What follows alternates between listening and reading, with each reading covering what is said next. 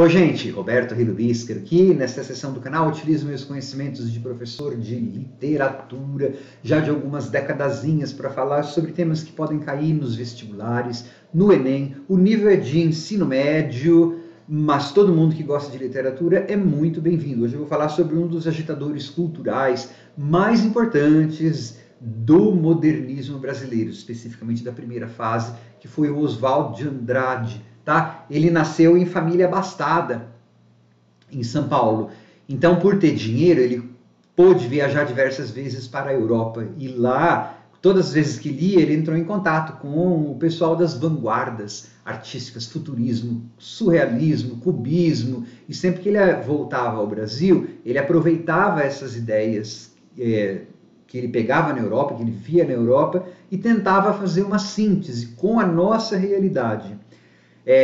E a herança que a gente tinha da África, dos índios. Eu sugiro que vocês deem uma olhada em dois vídeos que eu tenho aqui na playlist literatura, né, para Enem Vestibular, que fala sobre o movimento pau-brasil e o movimento antropofágico. Esses dois movimentos foram escritos, os manifestos foram criados pelo Oswald de Andrade, tá? Para você ver a faceta teórica que esse cara tinha.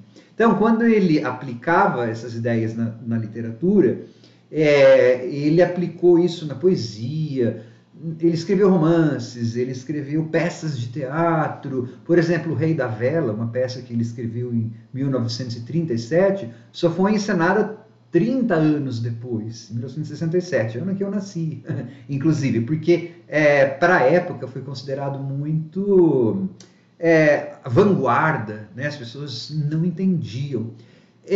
Com a crise de 1929, a fortuna do Oswald de Andrade passou por problemas, e aí ele começou a se envolver nas causas operárias, filiou-se ao Partido Comunista. Ele foi... E quando ele morreu em 1954, na verdade até a literatura dele aí mudou, a gente vai ver um pouquinho depois. Quando ele morreu em 1954, ele já estava bem esquecido, assim, a imprensa nem deu importância muito para a morte dele, tá? Antes de continuar, gostaria de convidá-los a se inscreverem no canal Robertando, curtir os vídeos, compartilhá-los, eu agradeço bastante. A gente pode dizer o seguinte, em termos de poesia, a obra do Oswald de Andrade, ela se caracteriza pelos poemas piada. Ele usava muito humor, mas um humor irônico, ácido. Ele debochava de tudo, né? Das figuras históricas, da situação histórica, da burguesia. Então você tem poemas que são curtinhos, né? Ele tinha uma grande influência do cinema, a gente vai ver na parte de prosa. Então, em termos poéticos, né, são assim, claro, toda aquela coisa do modernismo, né, verso branco, verso livre, linguagem coloquial, erros de português, né, desvios na norma culta, de propósito, ironia, acidez, crítica à burguesia. Tá? Você tem tudo isso na poesia, nos tais poemas piada, tal, do Oswald. Em termos de prosa, a gente pode dividir mais ou menos em três fases, né? A escrita do Oswald. Você tem uma primeira fase que ainda é meio incerta, que o Alfredo Bose chama de fase crepuscular, né? Você ainda tem uma influência de outras coisas que não são só modernas, uma coisa um pouco passadista. Mas aí você tem a segunda fase, que é a fase paródica, cubista, né? Eu sugiro que dê uma olhada no vídeo sobre o cubismo, né? Uma das vanguardas europeias, para entender melhor isso. Nessa segunda fase, que vai de 1924 até 1933, você tem os romances importantes dele, como Memórias Sentimentais de João Miramar, né? Nessa parte da produção de escrita do Oswald, você tem um autor que usa linguagem coloquial, neologismos, muitas, né, palavras inventadas. E você tem muito a influência da tecnologia da época, do cinema, da linguagem que muitas vezes você vai ver, linguagem telegráfica, porque ele usa muitas frases curtas, às vezes de uma palavra só, tá? E os capítulos também são curtinhos. Memórias Sentimentais de João Miramar, por exemplo, tem acho que 160 e poucos capítulos.